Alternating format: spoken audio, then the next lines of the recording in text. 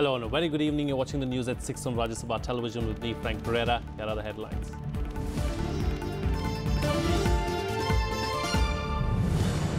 RJD MLAs meet in Bihar. Party rules out resignation of Deputy Chief Minister Tejaswi Yadav after his name appears in the CBI FIR. BJP says law will take its own course in the matter.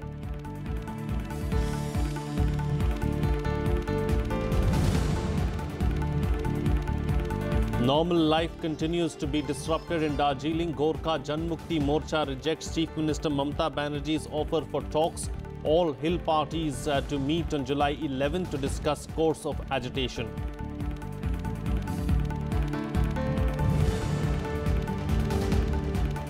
Nagaland Chief Minister Shurozili Litsu retaliates after former Chief Minister T.R. Ziliang stakes claim to form new government, dismisses 4 cabinet ministers and terminates 11 parliamentary secretaries.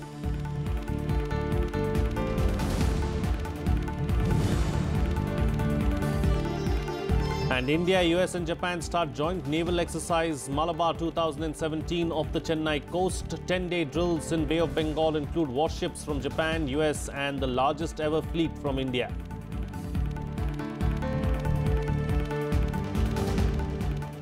Bihar Deputy Chief Minister Tejaswi Yadav will not resign despite his name appearing in the CBI FIR in the land for hotel case. The decision was taken by the RJD after its leaders met in Patna.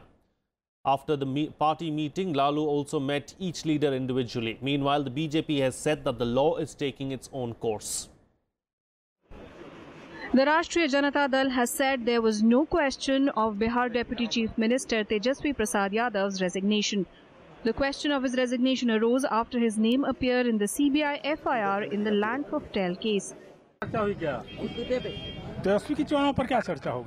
वो तो है ही है, तो फिर चर्चा क्या होना है? कोई डिप्टी सीएम के इस्तीफे को लेकर भी कोई चर्चा हुई? इस्तीफा क्यों? कोई इस्तीफा की चर्चा नहीं हुई. Chief Minister Nitish Kumar is also reported to have called up the RJD chief Sunday night. However, it is not known yet what the two spoke about. What is noteworthy though is that neither Nitish Kumar nor the JDU has commented on Friday's CBI raids in connection with the corruption case allegedly involving the RJD chief, his wife Rabri Devi and son Tejaswi.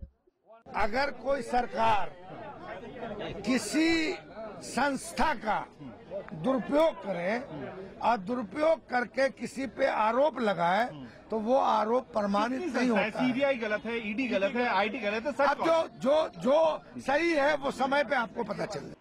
The BJP, which is demanding the resignation of Tejaswi Yadav, however, refutes RJD allegations of misusing government agencies, saying the law will take its own course. जो कानून है वो अपना काम कर रहा है. ये इशू करप्शन से जुड़ा हुआ है, कोई बहुत बड़े स्वतंत्रता संग्राम की क्रांति से जुड़ा हुआ नहीं है. इसलिए जो है वो जिस तरह से लालू प्रसाद यादव जी इस पूरे के पूरे करप्शन को क्रांति बनाकर प्रोजेक्ट करने की कोशिश कर रहे हैं, उससे उनको कोई फायदा होने वाला नहीं है.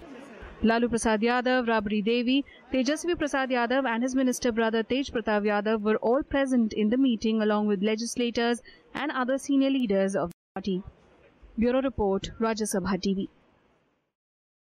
Well, the stage is set for the election to the post of Vice President. However, both the government and opposition are yet to announce their candidates for the post. Opposition parties are scheduled to meet on Tuesday to discuss the issue. The process to elect the 13th Vice President started with the Election Commission issuing the notification on 4th of July. But even a week after that, neither the ruling NDA nor the opposition has so far announced their candidates. Opposition leaders will meet on 11th of July to discuss their candidate. While the numbers favour the ruling alliance, political analysts believe the real challenge for the opposition will be to keep its flock together in the electoral battle, especially with uncertainty over the JDU. So now it is job of the opposition, mainly to the, I would say the protagonist is the Congress party. They should keep their flocks together. They are getting indication that perhaps the JDU, which has supported presidential candidate of the NDA, might support an opposition candidate. So it is not clear. Still it is uncertain. Polling, if required, will take place on August 5th, while counting will also take place the same evening. Unlike the presidential polls where MPs and MLAs elect the president, the vice president is elected by only the members of Lok Sabha and Rajya Sabha through a secret ballot. Nominated members also vote to elect the president. Election of the Vice President comprises 790 members of the Electoral College, of whom 233 elected and 12 nominated members belong to Rajya Sabha, while 543 elected and 2 members are from Lok Sabha. A candidate needs 20 electors as proposers and 20 more as seconders for his nomination. The Election Commission has made all preparations for this important election. The nomination papers can be filed up to 3 p.m. on 18th of July, and thereafter on 19th in the morning at 11 o'clock, the scrutiny of the nomination papers will take place.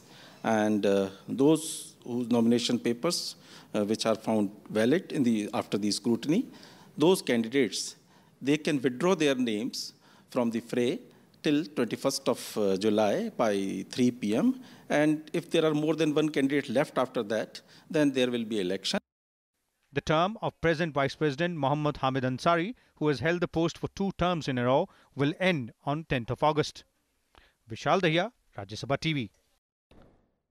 Darjeeling continues to remain tense after fresh incidents of violence were reported on Sunday. Protest marches were carried out on Monday by pro-Gorkha Janmukti Morcha supporters who are demanding a separate state. Today was the 26th day of strike in the hill town.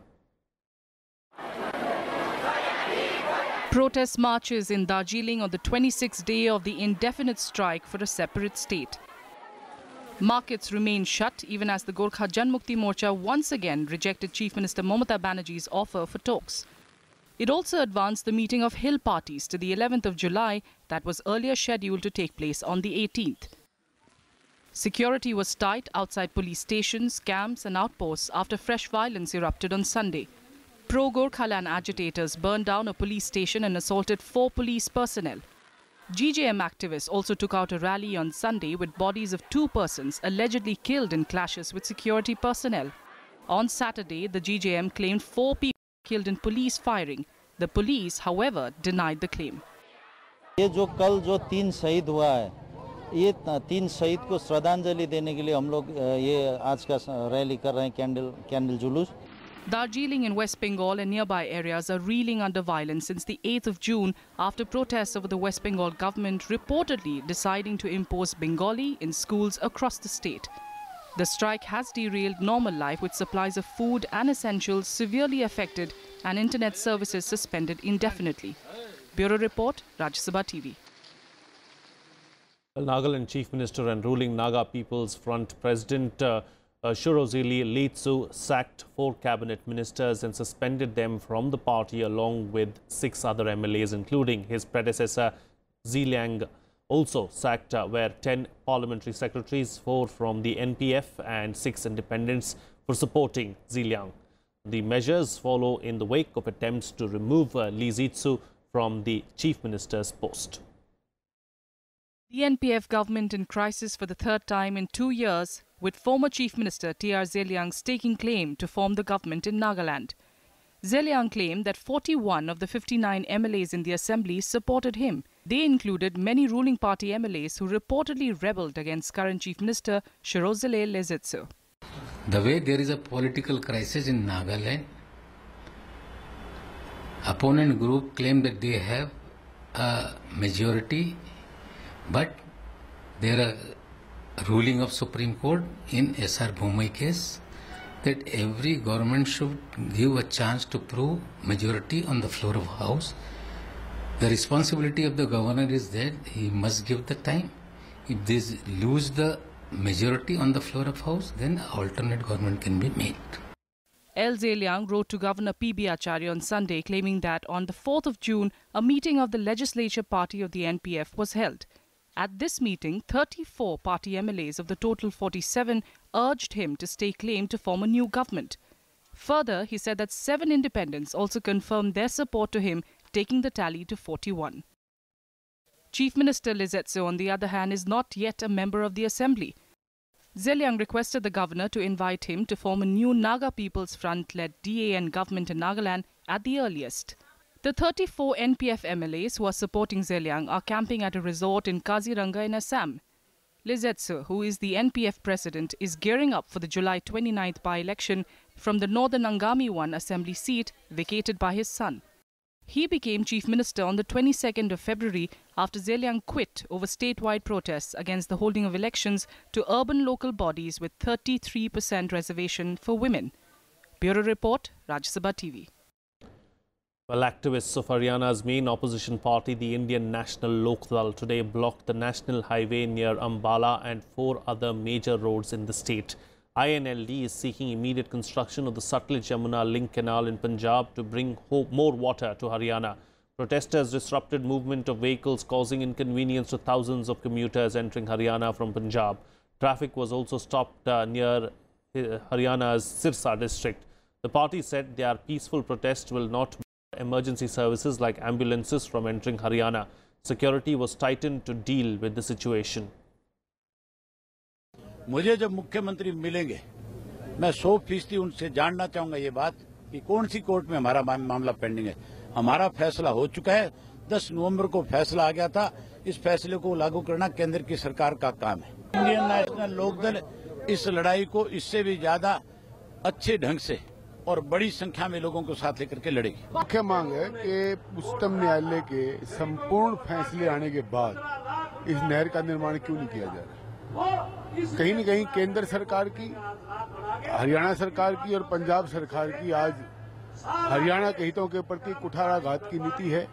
इसी के चलते आज हम ये मजबूर हुए रास्ता रोकने पर ताकि हमारी बात का दबाव बढ़े। Well, in relief for IIT and other engineering institutes, the Supreme Court on Monday allowed counselling and admission into Indian institutes of technology across the country on the basis of the results of the IIT JEE Advanced 2017 results. The Apex Court passed the order by vacating its stay on it. It also allowed NITs and other engineering colleges to go ahead with their admission process on the basis of JEE merit list. Despite initial doubts, the 3-judge bench headed by Justice Deepak Mishra upheld the IIT's decisions to award 18 bonus points awarded to all students for wrong questions in the JEE test. But the bench asked the IITs to give an undertaking to not repeat such mistakes and avoid creating a situation where awarding bonus marks becomes an option.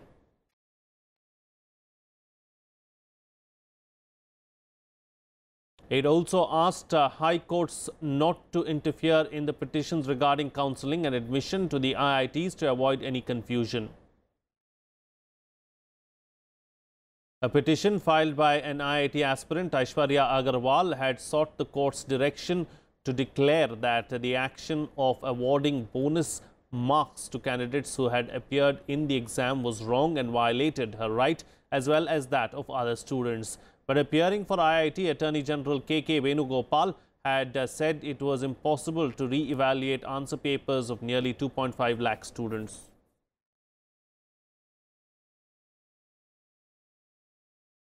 Well, the One Nation, One Tax GST may have been implemented, but the transformation will not be easy unless consumers have a clear understanding of the new tax slabs under GST. Here's a look at the new tax rates that need to be understood. The implementation of the GST regime changes the tax rates for many goods and services. While the government has kept a daily essentials in the no tax slab to reduce uneven price escalation, it has at the same time imposed a heavy price on consumption of harmful items like bidis and pan masala. As per the slabs directed by the GST Council, no tax will be imposed on day-to-day essentials like rice, wheat flour, fresh fruits and vegetables, milk, buttermilk, curd, natural honey, fresh meat, eggs and bread. In the 5% category fall milk products like cream, branded paneer, coffee, tea, spices, pizza bread, kerosene, coal, medicines, culinary stents, lifeboats and cashew nuts. The tax on transport services like railways, air transport are also in the 5% category. Included in the 12% GST tax slab are dry fruits in packaged form, cell phones, ketchup, diagnostic kits, exercise books and notebooks. State-run lotteries, non-AC hotels, fertilizers also fall in this category. Software products, steel products will now be taxed at 18%. Demerit goods like bidis, chewing gum, pan masala will attract the highest rate of 28%. This is Krishnanand Tripathi and Rajkamal Rao's report for Rajya Sabha TV. Take a look at some other developments from around the country and nationwide.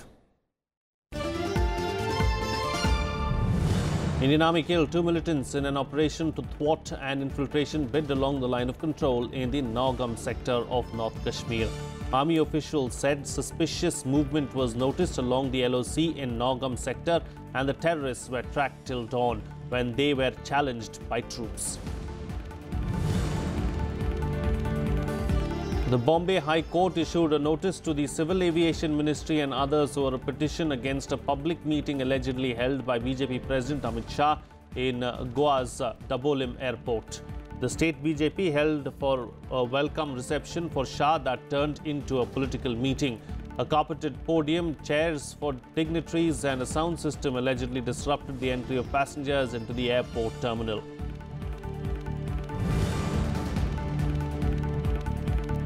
Vijay Mallya, who was held guilty of contempt, failed to make a personal appearance before the Supreme Court despite being directed to do so. A bench comprising of Justices A.K. Goel and U.U. Ladit fixed the matter for hearing on July 14th and sought the assistance of the Solicitor General in the case.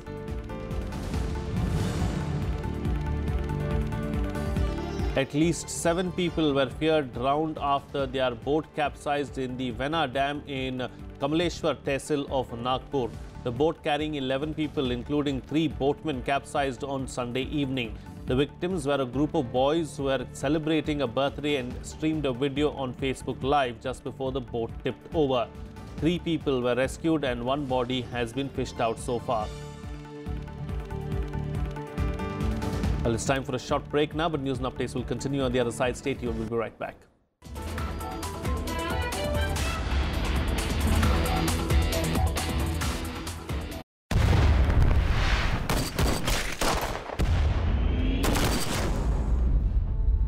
I think they're ready to surrender. INA की भागी फौजियों पर अंग्रेज देशद्रोह का मुकदमा चलाएंगे। उन तीनों के बचने के चांसेस कम हैं। ये कोई आम केस नहीं, कोर्ट मार्शल है। बोला भाई, ये केस आप कांग्रेस के लिए नहीं, सुभाष बोस के लिए लड़ी। Lieutenant Gobak Singh Dillon, Captain Shah Nawaz Khan, Captain P.K. Sehgal. Section 41, waging war against the king. You are charged with murder. Do you plead guilty to the charges read out? ईमानदारी से आजादी के लिए लड़ने वाली अगर कोई फौज है तो उसका नाम है आजाद हिंद फौज। The safety, honor and welfare of your country comes first, always. British Indian Army hand you over to the Japanese Imperial Army. Hindustan और अंग्रेजों के बीच एक धागा था, वो टूट गया। इस बार कुछ ऊपर नीचे हुआ तो देश में बवाल मच जाए। अब जनता किसी अंग्रेज को नहीं छोड़ेगी। रात दिन अपने सीने विच वजदी आजादी दे राग नू बंद कर ला। अंग्रेजी अफसरों ने साडी हिफाजत नहीं की, तो वो हमारी वफादारी के हकदार किस तरह हो सकते हैं? आज हिंदुस्तानी फौज के पास अपना असली मकसद है, हिंदुस्तान की आजादी। तुम मुझे खून दो, मैं तुम्हें आजादी दूंगा। ये मुकदमा पूरी इंडियन नेशनल आर्मी का है।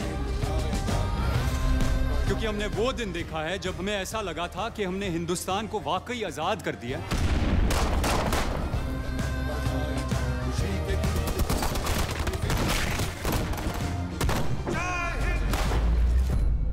देश की आजादी की लड़ाई कोर्ट में लड़ी जा रही है और इस वक्त पूरा देश एक साथ तैनात है।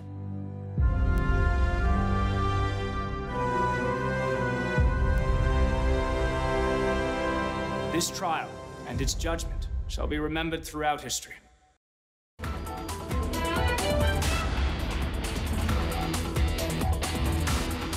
Welcome back. You're watching Rajya Sabha television. Well, External Affairs Minister Sushma Swaraj on Monday had some strong words for her Pakistani counterpart Sartaj Aziz for his lack of response to a letter asking for a visa for the mother of Kulbhushan Jadhav. In a series of tweets, Swaraj said that the visa application of Avantika Jadhav, who wanted to meet her son in Pakistan, was still pending and that Aziz had not even acknowledged the receipt of her letter. She also cleared the air about refusal of visas to Pakistani nationals coming to India for treatment. She said the delay in granting visas also lay with Aziz, as he needs to give a letter of recommendation in the applicant's favour. Well, the US, India and Japan began their 8-day-long joint naval exercises in Chennai City on Monday in a bid to deepen maritime ties. Called Malabar, the exercises would conclude on July 17th. The Malabar exercise would include aircraft carrier operations and tactical procedures.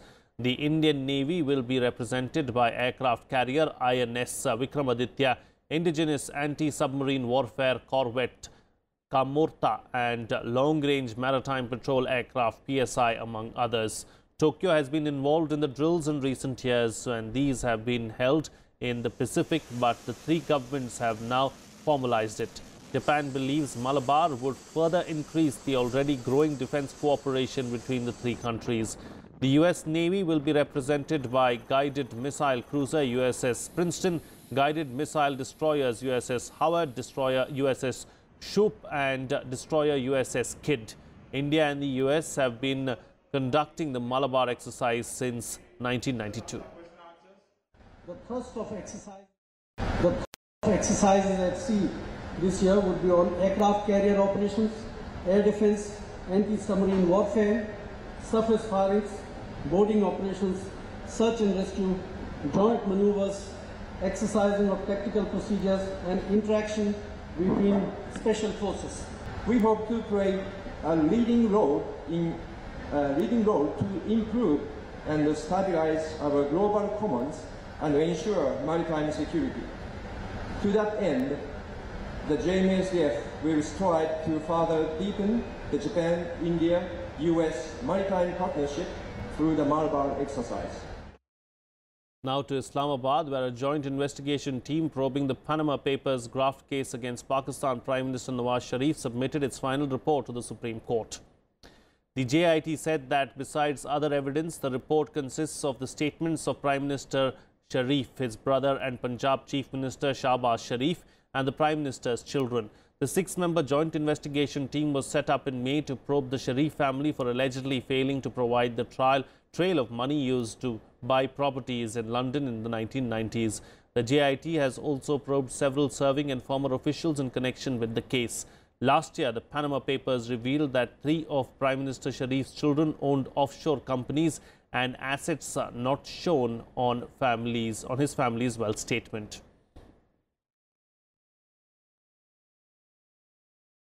Well, China on Monday tried to ease tensions in the Korean peninsula by saying that the situation can be solved only by talks. Addressing the media, the Chinese Foreign Ministry spokesman, said that Beijing strongly supports talks between North and South Korea to improve bilateral ties. This comes days after the North Korea issue took center stage at the G20 summit in Hamburg, and all eyes were on China to come up with a solution.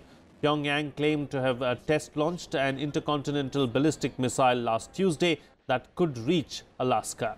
US President Donald Trump had struck a conciliatory tone with Chinese leader Xi Jinping, despite criticizing Beijing for not helping to crack down on North Korea's nuclear weapons program. South Korean President Moon Jae-in has expressed willingness to meet North Korea's leader, but Kim Jong-un is yet to respond to it. Well, here's a roundup of the other international news in GlobeWatch. A senior Pakistani police official was among 3 people killed in a suicide attack on a police vehicle in Balochistan. The attack also left 11 others injured. The blast happened in Chennai City, located near the Afghan town of Spin Boldak. An emergency has been declared in hospitals, and law enforcement and rescue officials have been dispatched to the site of the incident.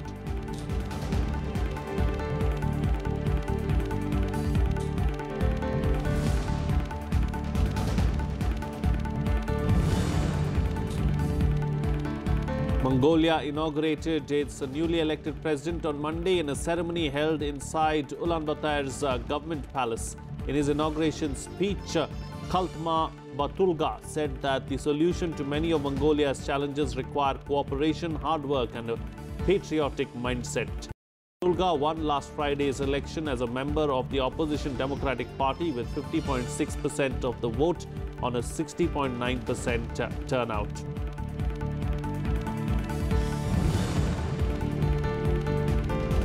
France may close as many as 17 reactors by 2025 as it seeks to reduce the share of nuclear power in its electricity mix. The new French government has decided to stick to the previous government's goal of cutting nuclear contribution to 50% of the country's electricity needs from the current 75%.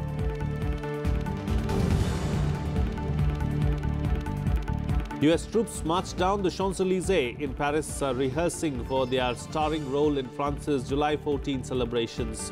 President Donald Trump has been invited to witness the military parade to mark the 100th Bastille Day, the anniversary of the US entry into the First World War.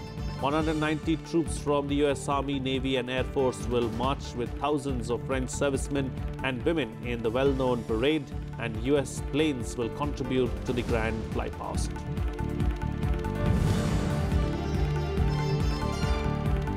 A top Vatican official charged with historical sex crimes arrived in Sydney on Monday ahead of the court appearance later in the month. Cardinal George Pell arrived early in the morning. Pell is the highest-ranking church official to face such accusations.